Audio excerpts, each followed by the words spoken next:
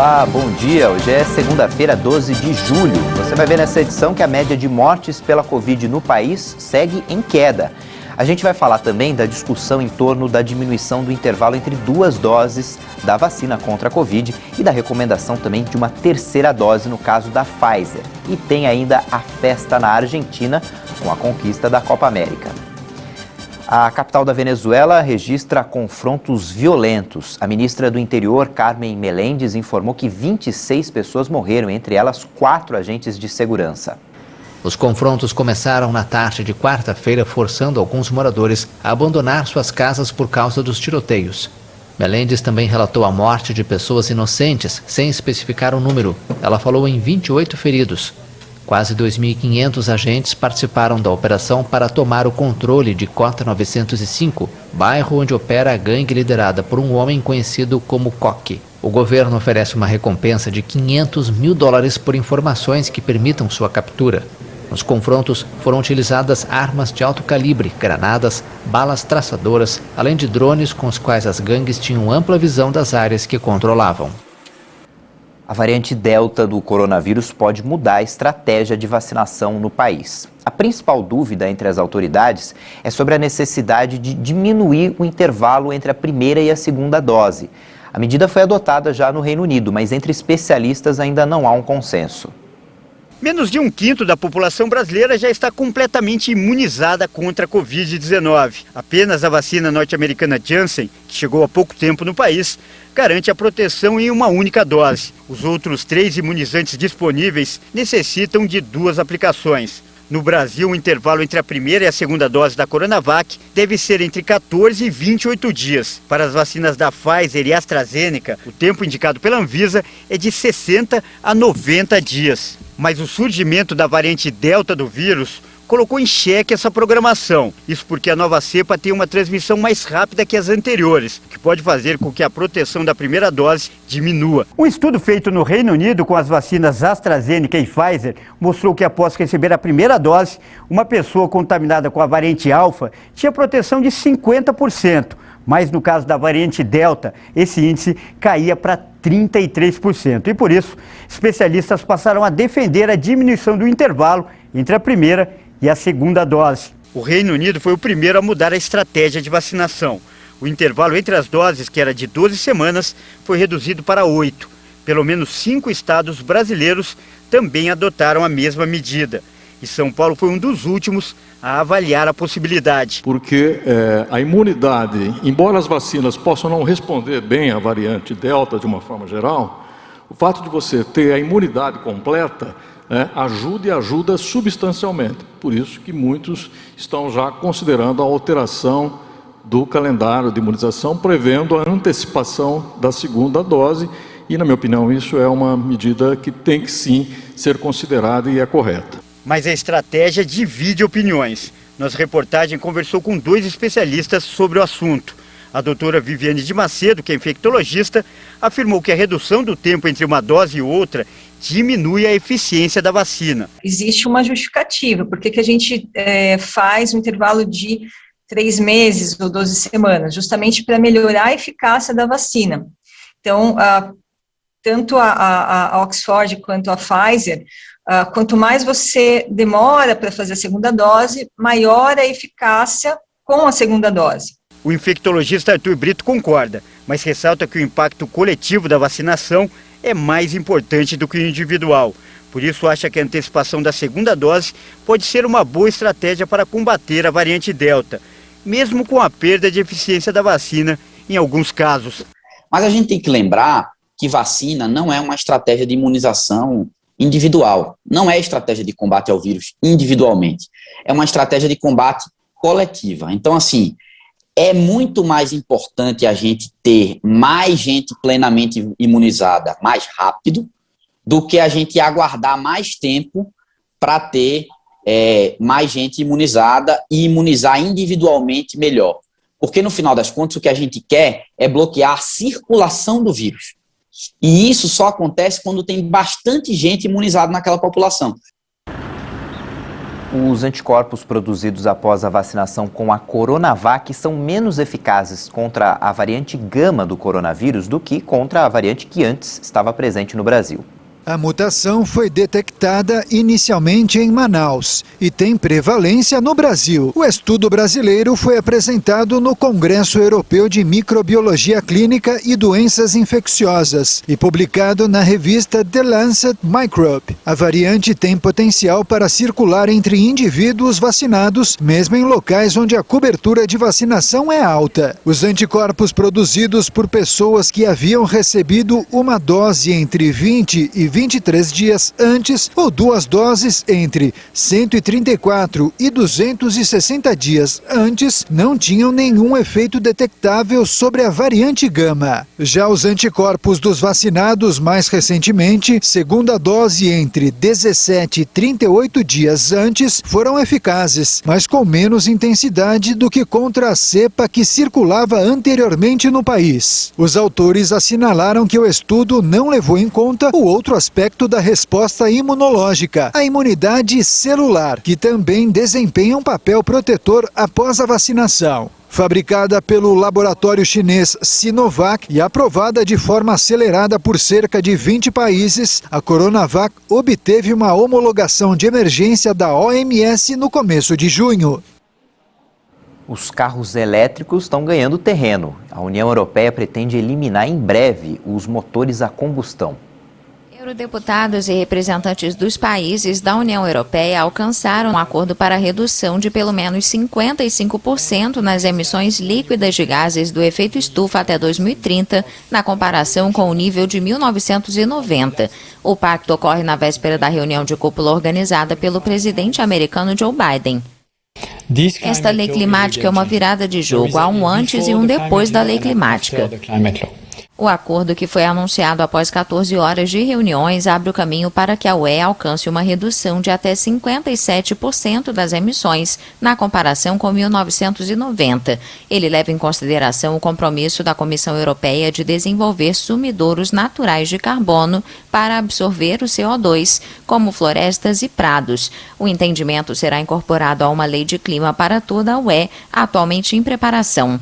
A meta é resultado de uma delicada negociação diplomática para aproximar as posições dos países da União Europeia, que em novembro estabeleceram uma redução líquida de 55%, e do Parlamento Europeu, que defendia uma queda no volume de emissões de pelo menos 60%.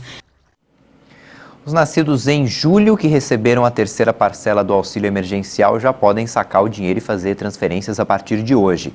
A próxima parcela para esse grupo vai ser paga no dia 8 de agosto. Em Bauru, no interior de São Paulo, o dia hoje vai ser um pouco mais quente do que em outras cidades do estado.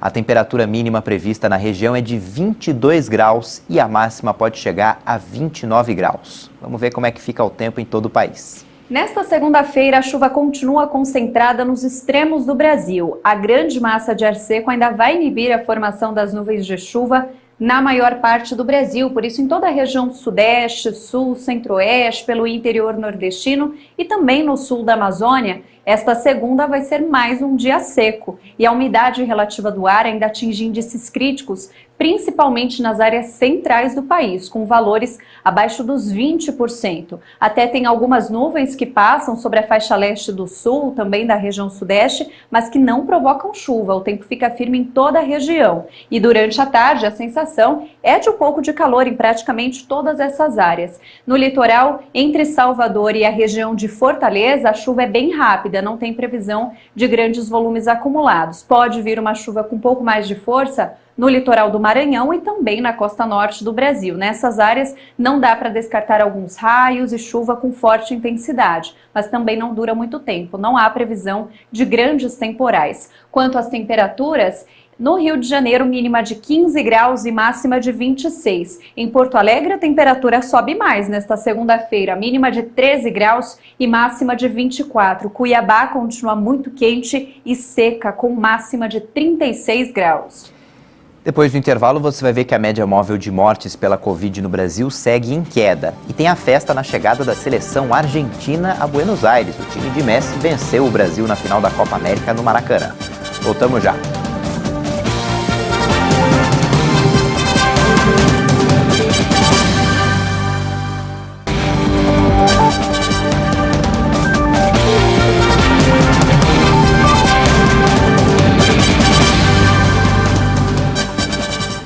8 horas e 48 minutos no horário de Brasília. O país registrou quase 21 mil novos casos de Covid de um dia para o outro. A média móvel de mortes caiu agora abaixo de 1.300. O Ministério da Saúde confirmou mais 595 mortes por Covid em 24 horas. O número total passou para 533.488 vítimas. Os casos confirmados de um dia para o outro foram 20.937. Desde o início da pandemia, são mais de 19 milhões e 89 mil diagnósticos da doença no país. A média de mortes por Covid-19 caiu para 1.296 por dia. Esse é o menor patamar desde 2 de março deste ano, com uma queda de 22% na comparação com 14 dias atrás. Já a média diária de novos casos está em 45.733, de acordo com os números oficiais. A curva caiu 35% em relação a 2 semanas antes. O mapa de atualização da Covid no país por regiões mostra que hoje 3 estados apresentaram alta nas mortes: Acre, Paraná e Roraima. Em estabilidade estão somente 4 estados: Bahia, Ceará, Rondônia e Tocantins. Em queda hoje estão 19 unidades da federação: Alagoas, Amapá, Amazonas, Distrito Federal, Espírito Santo, Goiás, Maranhão, Mato Grosso do Sul, Minas Gerais, Pará, Paraíba, Pernambuco, Piauí, Rio de Janeiro, Rio Grande do Norte, Rio Grande do Sul, Santa Catarina, São Paulo e Sergipe. Mato Grosso do Sul tem quase o dobro da porcentagem nacional de pessoas totalmente imunizadas contra a Covid-19.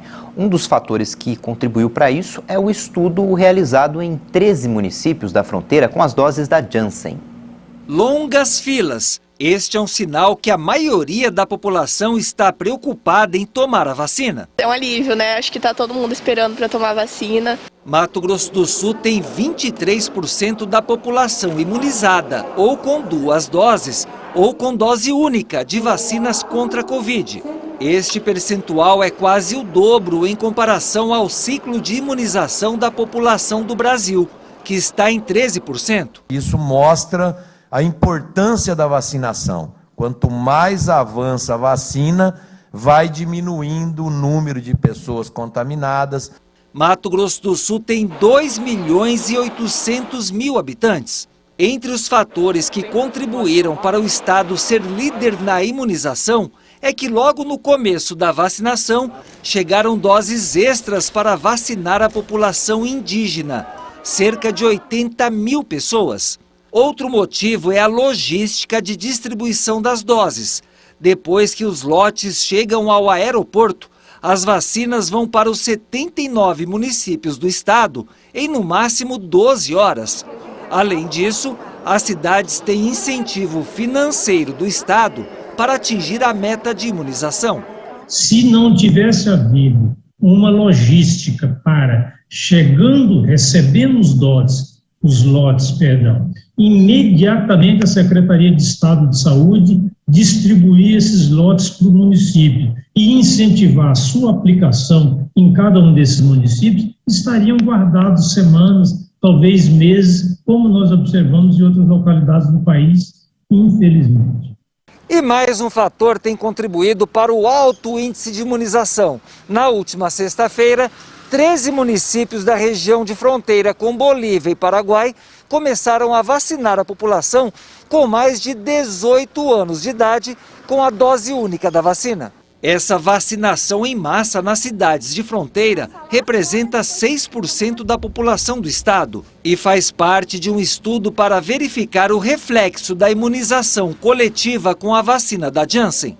Segundo o médico pesquisador da Fiocruz, existe também uma força-tarefa para a aplicação da vacina. Em várias cidades, inclusive em Campo Grande, nós estamos trabalhando com um conjunto razoável de voluntários, que são acadêmicos das áreas de saúde e professores também da área de saúde, enfermeiros, farmacêuticos, médicos, enfim, pessoas que estão dando o seu tempo como voluntário. Com tudo isso, Mato Grosso do Sul corre para vencer a batalha contra o coronavírus. Vamos antecipar a imunização do nosso estado em pelo menos 3 meses em relação aos outros estados da nossa federação. Nós poderemos, em setembro, já imunizar toda a nossa gente, pelo menos num percentual de acima de 80%. No Brasil, 44% da população tomou as 2 doses necessárias de vacinas contra a Covid e, portanto, essas pessoas estão imunizadas. No total, mais de 114.350.000 doses já foram administradas. De acordo com o Ministério da Saúde e as secretarias estaduais de saúde, mais de 83.805.000 brasileiros tomaram a primeira dose, da 39,58% da população. Mais de 30.545.000 pessoas, essas 14,42% da população, já tomaram a dose única ou as 2 doses e estão totalmente imunizadas. O estado que tem a maior parcela da população completamente imunizada, como a gente viu na reportagem, é Mato Grosso do Sul, com 26,5% da população imunizada. E os estados que mais vacinaram a população continuam sendo Rio Grande do Sul, São Paulo e Mato Grosso do Sul. Aliás, a cidade de São Paulo vacina hoje o grupo de 37 anos. São cerca de 145.000 pessoas. Vamos para as notícias internacionais. Os talibãs disseram que controlam 85% do território do Afeganistão. A informação ocorre no momento em que os insurgentes lançam uma ofensiva contra as forças do governo afegão. Os talibãs também garantiram que tomaram a passagem fronteiriça Islam Kala. Com o avanço, os rebeldes completam um arco de domínio sobre o território no norte do país, que vai da fronteira com o Irã até a China. Um dia antes, o presidente dos Estados Unidos, Joe Biden, defendeu a saída das tropas americanas do país depois de 20 anos de guerra. O representante talibã, Shahabuddin Delawar, ressaltou que a retirada americana do Afeganistão é resultado da luta dos insurgentes. Desde que houve uma aceleração da retirada das forças dos Estados Unidos e da Organização do Tratado do Atlântico Norte em maio, os talibãs intensificaram a ofensiva e tomaram vários territórios, em especial nas zonas rurais. Joe Biden insistiu que os 20 anos de missão americana no Afeganistão vão ser encerrados em 31 de agosto. O bilionário Richard Branson realizou um sonho dele e da maioria das pessoas. Ele decolou rumo ao espaço, onde passou alguns minutos sem gravidade, a bordo de uma espaçonave da empresa dele, a Virgin Galactic. Um enorme avião transportou a nave ao espaço. A uma altitude de cerca de 15 quilômetros, a nave, do tamanho de um jato particular, se soltou do avião e acionou o motor para uma subida supersônica a uma altura de mais de 80 quilômetros, o limite estabelecido nos Estados Unidos para a fronteira espacial. Os passageiros ficaram em um ambiente sem gravidade, admirando a curvatura da Terra de uma das 12 janelas da cabine. Além de Branson, havia 3 passageiros e 2 pilotos a bordo. Foi a experiência de uma vida, disse o empresário. O britânico teve a missão também de testar e avaliar a experiência que seus futuros clientes terão. O empresário busca impulsionar a incipiente indústria do turismo espacial e também ultrapassar seu concorrente, o americano Jeff Bezos, fundador da Amazon. Outros bilionários já estiveram no espaço na década de 2000, mas a bordo de foguetes russos. Main gear touchdown. Agora no futebol, pelo Campeonato Brasileiro, o Palmeiras venceu o Santos na rodada do fim de semana por 3-2. É a 5ª vitória consecutiva do Alviverde, que é líder isolado da competição com 25 pontos. No Rio Grande do Sul, o clássico Grenal terminou em 0-0. O Grêmio segue sem vencer na competição e é o lanterna só com 3 pontos conquistados. O Internacional é o 15º com 11. No Maracanã, o Flamengo venceu a Chapecoense de virada por 2-1. O rubro-negro anunciou nesse final de semana a demissão do Rogério Ceni, técnico Rogério Ceni, e a contratação de Renato Gaúcho para comandar a equipe. No Paraná, o Atlético Paranaense e o Red Bull Bragantino ficaram no 2-2. No estádio do Morumbi, em São Paulo, o tricolor paulista venceu o Bahia por 1-0 e conquistou assim a 2ª vitória consecutiva na competição. Em Belo Horizonte, mesmo jogando com alguns reservas, o Atlético Mineiro venceu o América Mineiro por 1-0. Em Recife, o Fluminense venceu o Sport de virada por 2-1. Com essa vitória, o tricolor carioca chegou aos 17 pontos. O Sport está na zona de rebaixamento com 7. Em Caxias do Sul, Juventude e Atlético Goianiense empataram em 1-1. Na Arena Pantanal, em Mato Grosso, Cuiabá e Ceará empataram em 2-2. Na Arena Castelão, no Ceará, o Fortaleza venceu o Corinthians por 1-0 e com essa vitória o Fortaleza chegou aos 21 pontos na 4ª colocação. No estádio de Wembley, em Londres, a Itália derrotou a Inglaterra nos pênaltis e conquistou a Eurocopa. Os donos da casa até saíram na frente com o gol do Luke Shaw aos 2 minutos do jogo, mas os italianos empataram no segundo tempo com o gol do Bonucci. A igualdade continuou no tempo normal e na prorrogação. E aí nos pênaltis quem brilhou foi o Donnarumma, o goleiro da Itália. Pegou 2 cobranças e garantiu o título para a seleção italiana. Esse é o segundo título de Eurocopa para a Itália, que também tinha conquistado o continente em 1968. A seleção argentina desembarcou ontem em Buenos Aires. O time conquistou o título da Copa América no sábado, em cima do Brasil, no Maracanã. A equipe saiu do Rio de Janeiro de madrugada e pousou no terminal aéreo da capital do país. Depois de serem submetidos a rigorosos exames, os jogadores embarcaram em 2 ônibus escoltados por várias motocicletas e carros da polícia. Torcedores se aproximaram da rodovia para festejar com a seleção. Os argentinos derrotaram no sábado a seleção brasileira por 1-0 na final do torneio continental de seleções, disputada no Maracanã. Nenhuma celebração institucional está planejada devido às medidas de combate à pandemia de Covid-19. Essa edição fica por aqui às 10 da manhã, tem outras informações para você. Tchau, bom dia.